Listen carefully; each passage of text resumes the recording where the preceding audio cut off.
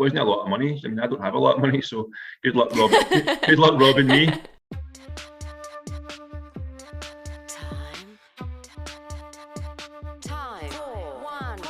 Hi, I'm Annie Muir, and this is Time for One Poem. In this episode, I talk to the poet, R.G. Manuel Pillay, and my poetry skeptic/expert is Andy, who works as a team leader for the unemployment charity Apex Scotland and cooks a mean rigatoni. Me and RG talk about how his poetry career was fast-tracked by turning up at the wrong creative writing class. Then, me and Andy go through RG's poem Credit Card together, discussing identity theft and the perfect leek and potato soup. Time for one poem. Hello, RG. How are you doing? I'm really good. Yeah, I'm really good. I'm really happy to be here. Thank you for coming to talk to me about poetry. Oh, it's always good to talk about poems, poetry. I like how you left it like a mystery, so I'm suitably uncertain. Firstly, since this is a podcast designed for beginners to poetry, I wanted to ask you, what is a poet? What is your day-to-day life as a poet like? It's someone who gets a lot out of writing. I think there's poets that are quiet poets. So there's like people who do a day-to-day job and they do it in their spare time and they do it because they enjoy it. And there's people who have tried to turn it into like a career. And I've tried to turn it into a career. So day to day, I wake up, procrastinate too much, write some stuff, apply to grants and things like that. And then the rest of the time, I'm teaching stuff connected to do with creativity, mostly poems or writing. Because you do loads of workshops, don't you? I do one of your workshops, RG's Poetry Jam. Yeah, that is like my adults one. And if anything, that's my most serious one. Yeah, I do loads of workshops, specializing in workshops for refugee asylum seekers or people who have gone through migration. So I'm really into creativity as a form of expression for like marginalized communities. So I've worked in prisons and hospitals and schools and youth clubs and all different settings. So yeah, I think I've come recently over the last 5 or 6 years to the realization that one, like I can do a lot of work with poems that's really useful. And also that I don't need a company, I can just do it online and pull in audiences and do really worthwhile work. So it's good. That's really great. So when do you actually find time to write poems? Is that part of the job? That's exactly it. That's the hard part, is remembering that. Roger Robinson says like, oh, it's part-time creating work, then part of the time sending out work, and then part of the time planning for new work. So, and you have to sort of do those on part of the time not planning for new work, reading. So you have to do those 3 things constantly. So before I was like very much the morning person. I wake up 7, like do 2 hours in the morning roughly, and then I was prime at that point. But recently I had a child and she just eats that morning thing up. So I've had to redo my timetable. Now I work in the evenings, like before I sleep, and I work much more like a set time. Whereas before I just span like randomly. Sleep in the afternoon, get up, write a poem. Like generally I'm looking at an average of 2 or 3 a week, of which I didn't need an average, but that's good. That is a good average. That's how I have to keep that, otherwise I'll just lose it. 2 or 3 a week, 1 is good, I would say. Okay, and what about, if you can remember this far back, what about before you were a poet? What was your life like then? I was still writing, so to get into poems, I did music and writing lyrics and rap. So I was still doing that all the way through my 20s.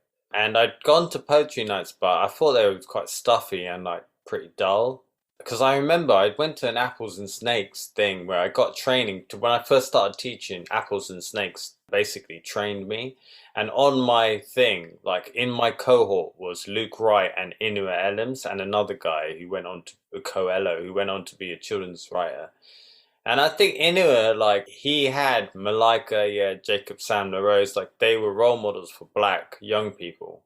And when I look back now, there was no one like me there. There was literally no one like me. And Luke had his thing because at that time he was confident already and he was a writer and he was white. So he had that sort of thing going. So I think at that point I was like, well, I don't really fit in here that much. And I had a band, so we just toured a lot at that time. It was wicked. It was great. It was like really wild. So was rap music then your introduction to poetry? Like, how did you change from rap to poetry? Because it's quite different. Yeah, I think rap was my introduction. I liked the rhythm of it. I liked how it was on the street corner. It's like a universal language. It's about how you put things together, and it's about bravado, but it's not about literary bravado like how it is with poems. But then quite late on, I went to the poetry school and did a course, and I was like interested to see what I was doing, whether it was any good or not. And then I started to get interested in it and started forgetting about rhyme, letting go of rhyme basically and rhythm. Was there a particular person who told you, like, what you're doing is actually poetry, you know, like this is poetry, and like encourage you to write more? I think when I first went to poetry school, I went into the wrong class. I was supposed to be in Tim Dooley's class, but I sat in and it was Wayne's class, and I was in the opening class. So he was like, "Let's go around the room and talk about the book that you're working on." And I was just like, "What the fuck? Like, what is going on?" And also, Wayne Holloway Smith. yeah, and he knows now. And also, I was really high when I went in because I was nervous before going in. So anyway, it was going one by one around the circle, and it was coming closer to me, and I was like, "Oh my God, I don't know what I'm going to say." So then I just said like, "Oh yeah, I'm working on a collection." And on the way out, he saw me and he was like, "Hey RG, how did you find that and stuff?" And I was like, "Mate, to tell you the truth, I'm not even supposed to be in this. I think I went into the wrong room." Anyway, I swapped from Tim Dooley after that because Wayne was cracking up about it, and he supported me throughout, like, and he's the person that pushed me to go beyond, to question what I was doing and to push it further. So that was really fun. Do you remember the first poem that you read that you really loved or like spoke to you directly? That's a really good question. I mean, as a kid, right, there's this writer called Leon Garfield, and he came in and he read some poems, and one of them was called Fair's Fair. It was like a book-length poem, which I really loved. And then growing up, we did T.S. Eliot, The Wasteland, and I loved that when I was a kid. I loved Joyce, I loved Eliot. I read through Beckett's back catalogue because I was really into it. I really loved it, and Shakespeare as well. All of those things I loved. And then when I got older, I think the contemporary stuff I loved was Jonathan Edwards. You know, I've used him in class a lot. Mm-hmm. Because when I first saw that poetry and I met him as well, I was just like, wow, you're exactly like your poems. And that's when I realized, like, that you didn't have to be somebody else. You just had to find an authentic version of yourself and push that to its edges in order to make really good work. So do you think that's what you like about poetry? You know, you're saying you were a child and you were reading Shakespeare and stuff and you liked it. What was it that you actually liked? Just for someone who's listening who might have gone, they read things in school and just thought, what the hell is this? Yeah, I think I liked the idea of being a poet. You know, like the idea of T.S. Eliot or Ted Hughes being quite zany, like obscure characters that had found a medium that they could communicate in. But I also liked that if you place words, a bit like with music, like placing notes together, you find the right order. It's almost like a Rubik's Cube or a lock when they've got many layers, and a safe can suddenly go click, and then it feels like it's just there. And all you do is you get better at being able to feel when it's there, when it's right, when it's like doing something special. And so that's what I'm kind of addicted to now. It's that feeling. The writing side of it. not the reading side as much. Yeah, I think I like the writing. I've got more into the reading probably over the last 3 years, I would say, because 10 years ago, I didn't read much at all, really. Not poems, anyway. I didn't have the concentration span for novels. So I think moving to poetry was just a thing where I just did it naturally. Yeah, because poems are a lot shorter, so you don't have to concentrate as much. Yeah, and I never used to understand the long poems, but now I like long form more. But yeah, they're shorter. If you've got a lower attention span, it's really good.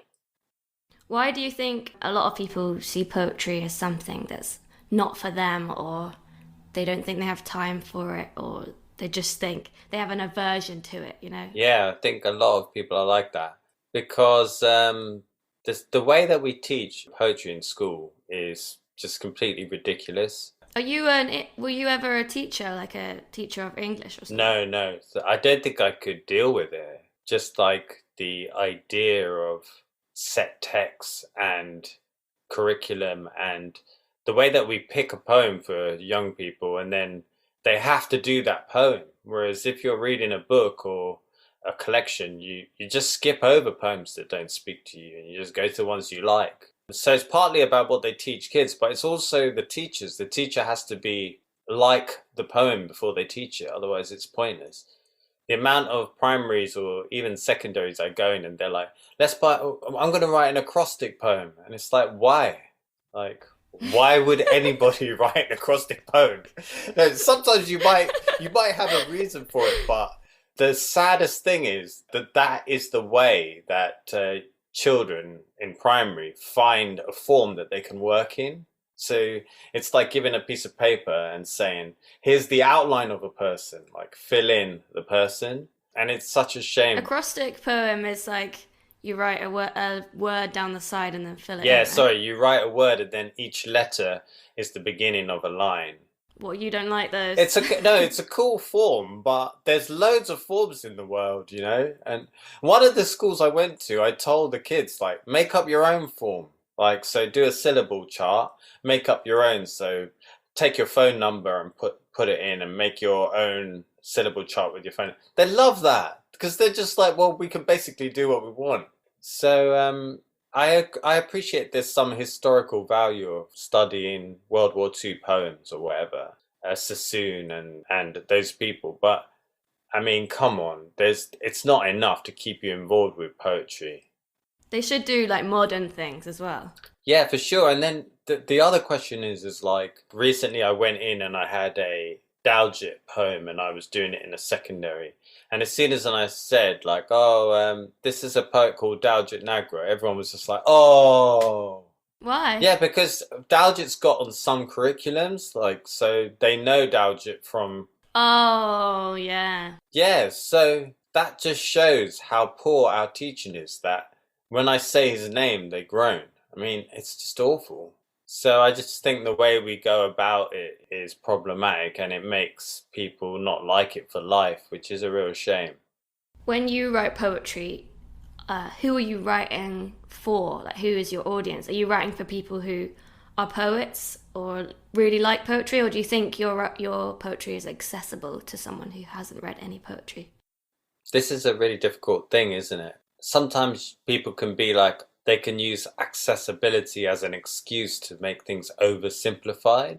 So they're like, say, oh, yeah, I've kept it. Oh, I like this poem because it's really accessible, meaning what non-poetry people cannot fathom the level of literature that other people are fathoming. I think that's probably about the expectations of audiences and how we pitch things. But I have been thinking about this a lot. I'm trying to make my stuff accessible, but at the same time connect with audiences, but at the same time have the depth of emotion where different audiences can find a range of feelings throughout the piece. But it's a really difficult concept. It's really difficult as well on the other side, like reflecting cultures without devaluing the cultures, you know, capturing like the story of someone living in poverty without passing judgment on the someone. Those sorts of things I find interesting, and I think they're for all audiences, really. That's what you'd want, isn't it? I think the best poem is one that you can read it one time and you kind of get something from it, but you don't fully understand it. You kind of go, yeah, this is interesting. And then you can read it again and again and again and always kind of get something different from it. And then maybe in like 20 years, you'll think, oh yeah, maybe this is what that was about. That's the best kind of poem for me. I think so. I think sometimes I think of it like when you walk up to like a Rothko or one of those paintings where it's just one color, and there's you've always got a mate who's like, what is the point of this? This is such a waste of time. Or they'll be like, I could do that. Anybody could do that. Yeah. And so when you walk up to it, you've got an expectation like, oh, this is what I know about painting, and this does not fulfill my expectations of painting. Whereas with a lot of that work, my brother who does that sort of scene, he says to me, it's like, it's not what the piece of art brings to you, it's what you bring to it. And that's like quite a profound shift, because if you're looking at a poem, you look at it and you're like, I don't know how this speaks to me. Well, you shouldn't think about how the poem speaks to you. You should think about what you're saying to the poem, like what it's bringing out of you. And then that takes the pressure of a set reaction to a poem. That's exactly what this podcast is about. So, although you're the expert on being a poet, I think you are not the expert about your poems. And that's why I am going to bring in a person who doesn't read poetry, because they're the perfect reader of your poems, because it's them who will decide what it means, because they're going to bring their non-poetry loving eyes on it and say, this is what this poem's all about. Yeah, great. Does that scare you? Are you going to do that right now? No. I was like, wow. Imagine if I had someone in my house like, okay, and here they come. I kind of love that. No, don't worry.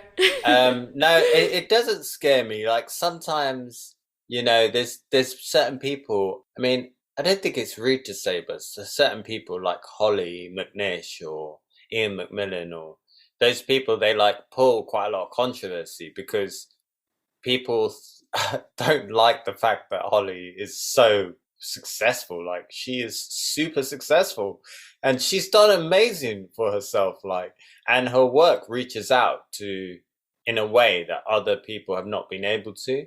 But so I think people sometimes think that poetry has to be one thing. It doesn't. Like, there's a whole spectrum of people that want to engage in different ways on Instagram or in books or on audiobooks or whatever. And it's okay that those are different and in such a range, because we're all so different and diverse as audiences. Yeah, definitely. So you're not scared. That's good. I'm not that worried now. We'll see what happens then. So before we finish, I'm going to get you to read one of your poems if you have your book, your pamphlet nearby. But that's going to be the end. So before you do that, I want to thank you so much for talking to me today. Thank you, Annie, and good luck with the rest of these podcasts. Thank you. So will you read your poem, Credit Card? Yeah, no worries. Credit card. Someone pretended to be me, filled my details out online, intercepted the card as it arrived and went to Morrison's. Someone, in a red sweater, New York cap, black jeans, pink socks, spent 200 quid on groceries, I imagine. Booze, toothpaste, noodles, Cocoa Pops, definitely leeks and potatoes for a leek and potato soup, creme fraiche to stir in. That someone then caught the bus, the 343 perhaps, went to that Peckham Cafe on the white side of Peckham, sat on a shared table, had a tea and carrot cake, read the paper, leant back in their seat so their hands fell to their sides, and the lady to the right, casual as breathing, pulled her handbag close.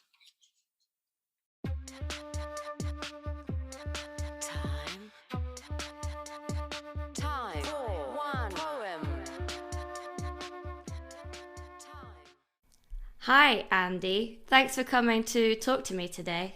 Not a problem. It's nice to be invited. Okay, so first of all, when someone says the word poetry to you, what is your general reaction?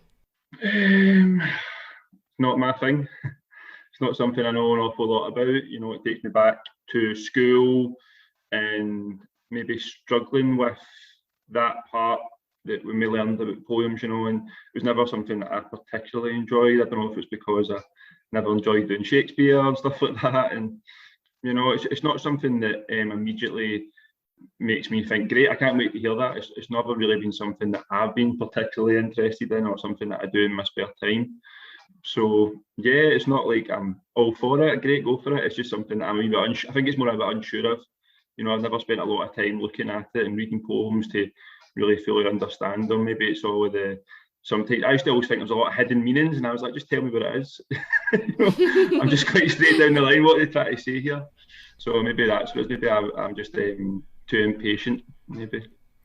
So you haven't read much poetry since school. School kind of put you off, basically. Yeah, I mean, I think the only one I really remember liking, I think it was Dulce de Coramest about the World War One poem. That's the only one I ever really remember that struck a chord, and I think it because it created such visceral images of the war. And I always liked history, so it kind of tied in with other loves that I like, but stuff like Shakespeare, and then like some of the stuff we done around his sonnets in school and stuff like that, I was like, oh, I don't know. And then you start getting limericks and haikus and how many words, and I was like, oh, this is getting confusing.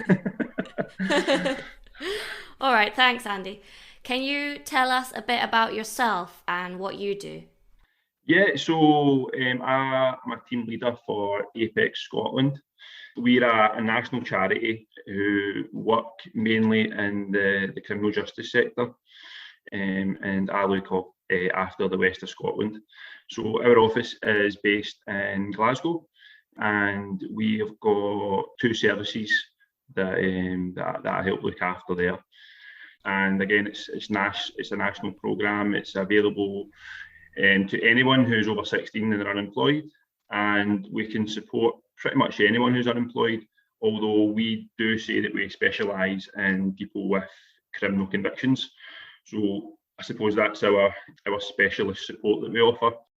It's a really, really great charity. Can you tell us also a bit about what would you do in your spare time? How do you relax while you're not reading poetry? What are you doing?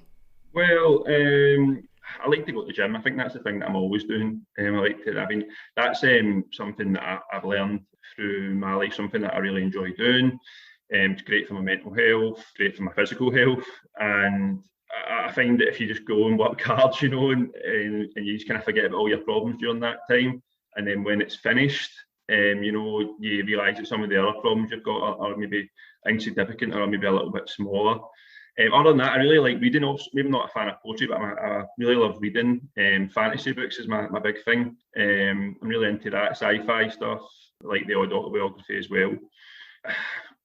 I think that the other things I like to do, I like to just get out and about a wee bit. Hill walking. I like to do a couple of mad challenges. I done one this year. We had I worked with a charity called Japes, and they help people who are disabled do things that they didn't think they could do. So they'll maybe they've got a special kind of wheelchair. They'll take people to run marathons with them, and they go in the Japes wheelchair, and the people support them. And we've done one this year, my first one with them, which I thought was great. Was we took somebody up Ben Nevis in a wheelchair. Yeah, it was fantastic. It was one of the best experiences of my life. We got about 200 foot for the top, 200 meters for the top, and we couldn't go any further. The wheelchair snapped, and and we're like, if we get to the top now, we're not going to be able to get back down. But the wee guy, he's in his 50s, the guy, so Davey, he had the best day out, and it was a health and safety thing. We couldn't finish it, but it was just for the best day out. And the guy Davey, he'd been wanting to do it since he was younger. He'd been in a wheelchair since he was younger, and he never thought he'd be able to do something like that. And just the views up Ben Nevis. First time I'd walked Ben Nevis, I'd done a lot of other hills, but what a day out. It was fantastic to be part of stuff like that. So I'm always looking to do fun things like that, I suppose. That's so great. I was going to say, do you consider yourself an expert in anything? If you had to choose, it could be like making a cheese sandwich. But... I make a great pasta dish that my wife likes to try and copy, but she's never got it quite as good as me. So I don't know about that. An expert. I never thought that I'm an expert on anything. No, there's always something more to learn, isn't there? What's in the pasta dish? So it's like you've got to get the right type of pasta. That's the most important thing. I like to use rigatoni for it, but that's one of the most important things. She doesn't always get the right pasta.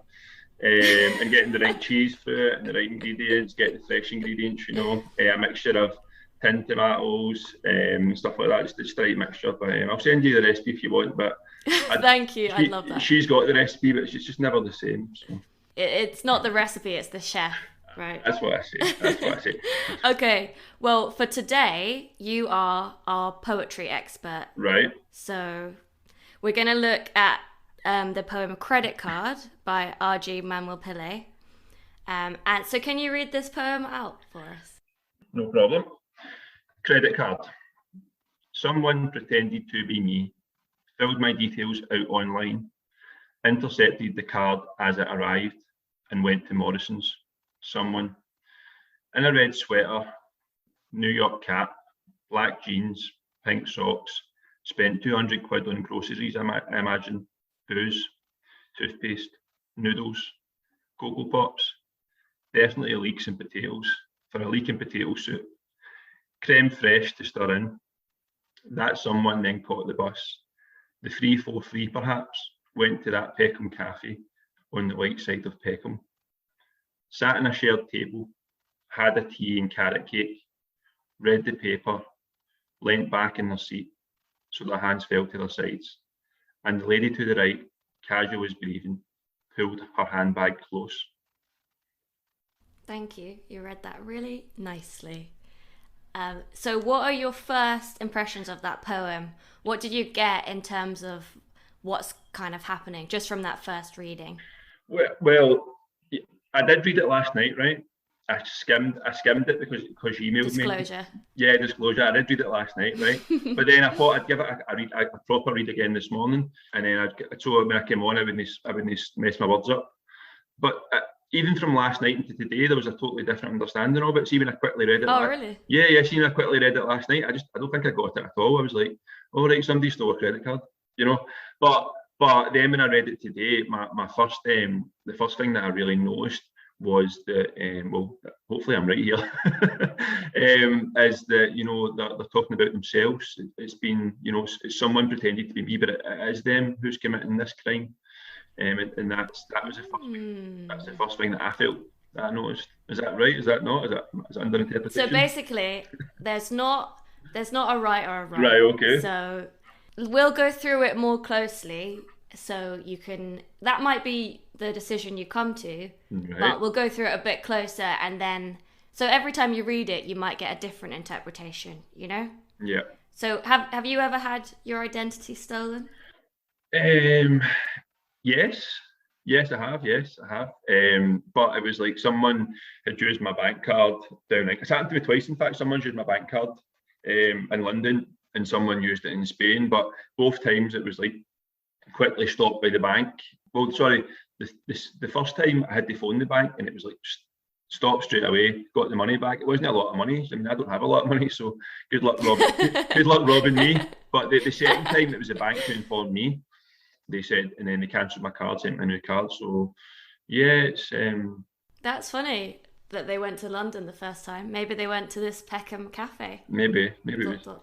Okay, so also, can you tell us what the poem looks like? Because the listeners maybe can't see it. Well, it's in separate paragraphs, and one of the things that I was wondering, like, so maybe you can answer this for me. So, like the first line, so intercepted the card as it arrived and went to Morrison's. Then it says someone, so it starts a new sentence, but then it moves to the next paragraph. So I wasn't sure if I should read that as one sentence, take a pause. That's what I get. Yeah, that's like one of the unanswered questions of poetry. So some people take a pause. So some people would say someone. Yeah. In a red sweater, and some people just go straight on. It's just up to you, really. But you did it really nicely. I kind of leave a tiny bit of a pause, but you don't need to. Yeah. Whatever like feels right when you're reading it, that's the right answer. So yeah, it's in 6 stanzas, we Yeah. call them. Oh, sorry, I was calling them paragraphs. There we go. That's me. No, I do remember that that's word fine. though. I do remember it. Yeah, stanza. It's like Italian or something. So it's in 6 stanzas, and they look kind of all the same, don't they? They've all got 4 lines in them, and they're all kind of similar length. It looks kind of calculated, like someone's thought about how it's looking. Yeah. That's important. I don't really know why, but I always think it's important to look at how it looks, because poems always look differently. So I think it it's helps you. I think it's more aesthetically pleasing if it looks like that. Mm-hmm. If it was just Yeah, one definitely. one big column, it wouldn't look very nice. Yeah. So, okay, can we go through this? So can you read the first stanza again? Yep. Someone pretended to be me, filled my details out online, intercepted the card as it arrived, and went to Morrison's. Someone. So I think reading poems is about asking questions, and the questions aren't always answered, but it helps you decide the answers in a way. So the question when you read this is what? The question is who stole the credit card? Yeah, Okay. who is someone? Someone is mentioned twice, but it's a bit of a mystery Yeah. who they are. And then the next stanza kind of answers it, but not really. Can you do the next stanza? Yep. In a red sweater, New York cap, black jeans, pink socks. Spent 200 quid in groceries, I imagine. Booze. So do you have any questions about this? Well, do you know what? Now that I'm reading it, the I imagine bit, obviously, Yeah. if it was them, they would definitely know they'd done it. Yeah. But The I imagine definitely stands out, doesn't it? yeah, and then obviously the next sentence there was booze, so maybe it's a bit hazy because they were drunk, maybe. Maybe. Yeah. So yeah, so that's the bit. So someone in a red sweater, New York cap, it's describing someone very sort of realistic, isn't it? It's like they've seen this person on like maybe CCTV or something, or Well, I didn't notice that. Yeah, no, definitely. They like have to, Morrison's. They know it's in Morrison's. Like they kind of, but then it says, "I imagine," and it changes the whole story Yeah. because they don't actually know; they're just imagining. no, that's true. It's still a mystery. Yeah. Okay. So let's do the next one. We'll carry on the mystery. So, toothpaste, noodles, Cocoa Pops, definitely leeks and potatoes. For a leek and potato soup, creme fresh to stir in. So you can use your culinary knowledge for this one. Do you have any questions about this? No, I would just say creme fraiche and soup's like the way to go. Like if you make good soup, like that's the way to go. So I will say, obviously, I was slagging my wife's pasta, but she does make the best soup. She makes a really good potato soup. And see if she forgets the creme fraiche, it's not worth it. So, Oh, God.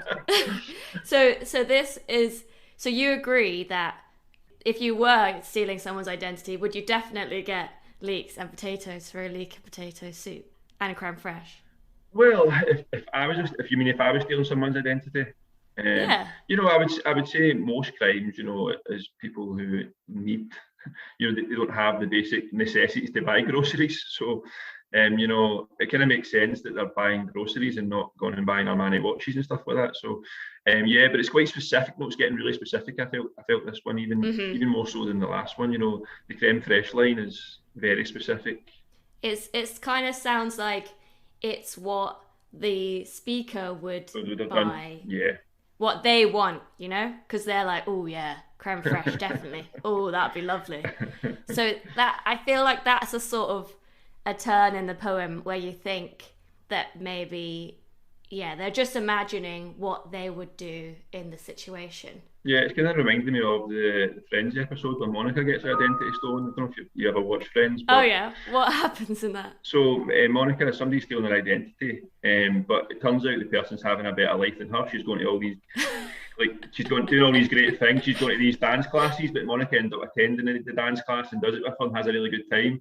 So someone that can enjoy their life better than her. So I yeah, don't she's remember gonna, that one. yeah, she's putting herself in. She's really gonna get specific. So either it's her that's done that, or she'd imagine what she would do with it.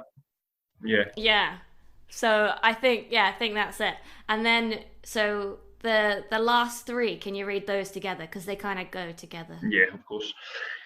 That someone then caught the bus, the 343 perhaps, went to that Peckham cafe on the white side of Peckham, sat on a shared table, had a tea and carrot cake, read the paper, leant back in their seat. So their hands fell to their sides, and the lady to the right, casual as breathing, pulled her handbag close. So what do you think about this last bit now, based on what we've talked about? Again, it's like there's not really been a crime committed in the last part compared to the first part. The details are just, I feel, are just really specific. It's exactly what whoever's person did that, and by the end, it seems that she's out to do it again. She's used her. The first crime's been committed, and we've just got to keep on doing it. So we don't know. The person who wrote this poem is a man, right, but we don't know who the speaker of the poem is, because it could be anyone. Yeah. So we just use they, because we don't know the gender. Yeah. So this person catches the bus, the 343 perhaps, like you say, it's very specific, and they go to a cafe that the speaker knows. Yeah. On the white side of Peckham. Why do you think they say the white side of Peckham? The rich side of Peckham, I would think, maybe. Maybe. Maybe. It could be a link to someone's colour. I don't know.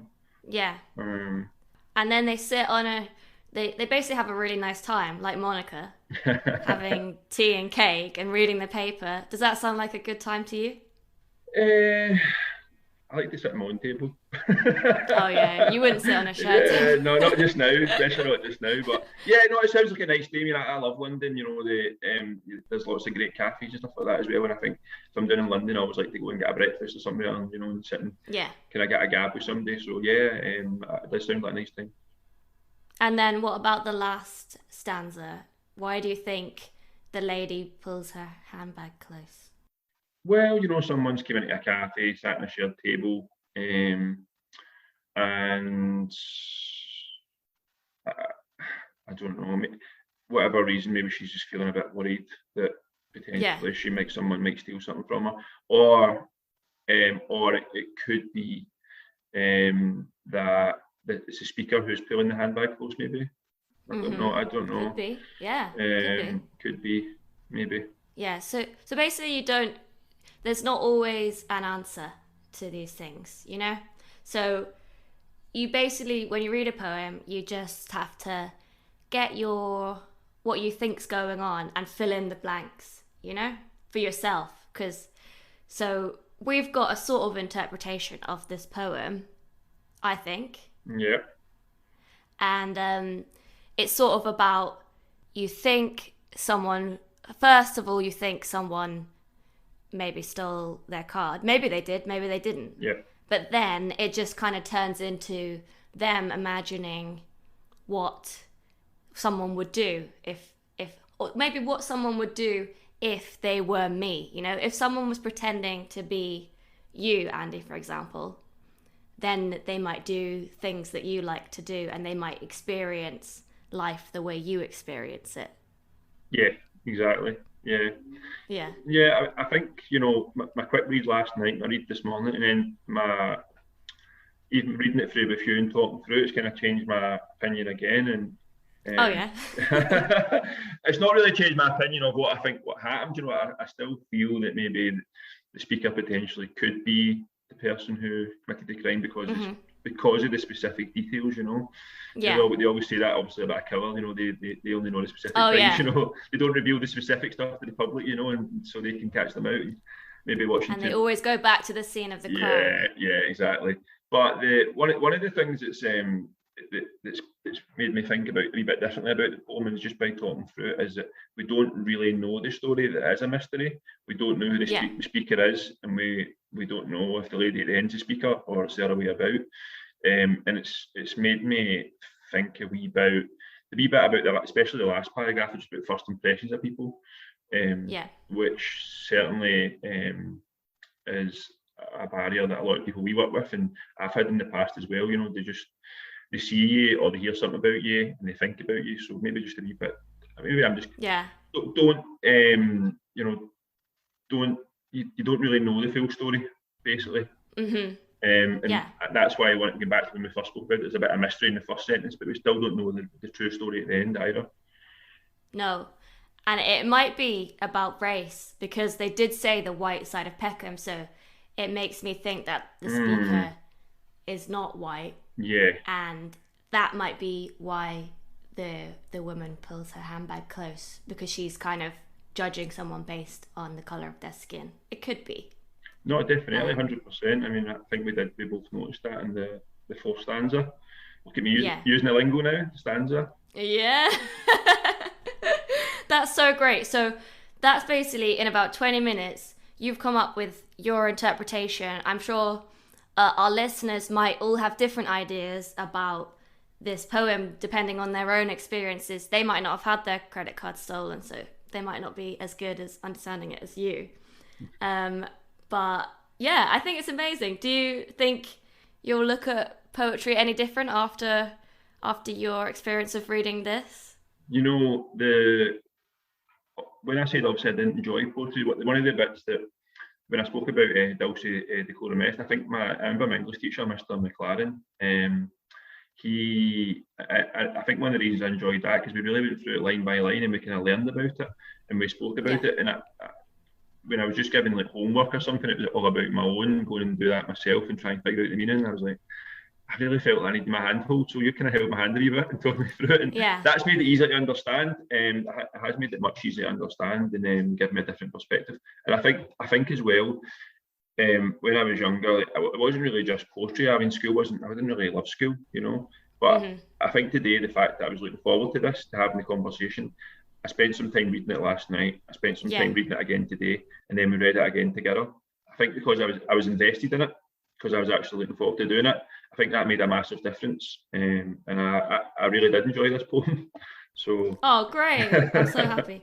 And I wouldn't see it as that I was holding your hand through it. I just think reading poetry can often be a social thing. Like, if you read it once, like you said, you might not understand it. You might show it to someone else and say, what do you think about this? And then you don't have to do it on your own. Some people enjoy doing it alone, but others enjoy talking about it in the pub or whatever, you know. Bring a poem along and ask your friends, ask your wife.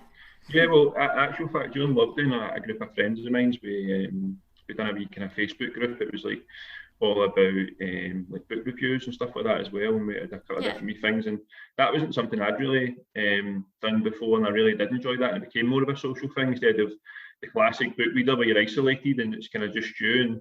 And actually, me and my sister always talk about the books too, as like fancy books, so just only like me and her. But it was good to have a group of people who are interested in different types of books. So certainly, I've never really thought of poetry as a social thing. You know, it always seems to be the classic image of someone sitting, you know, writing poetry themselves. But it was much better to do it with someone else. Maybe not as much as you hold my hand, but it was good to have someone to bounce ideas off. Yeah. I think that was the problem. I'm not really sure of poems really. And usually you would read it once, or someone might read it once, go, don't really get it, and then not read it again. But because you were coming to talk to me about it, you persevered and read it again and again and again, and now you've come to your sort of understanding of it. So that's how it works. You can't give up, you know? Never give up. No, never give up, definitely not. But thank you so much for coming and talking to me and coming out of your comfort zone today. It's been really, really fun. Thanks, Andy. No, that's fine. Thanks. Have a good day, mate. Join the conversation. To read the poem in full, go to www.time41poem, that's with the numbers 4 and 1, .wordpress.com, and comment with your own interpretation of the poem.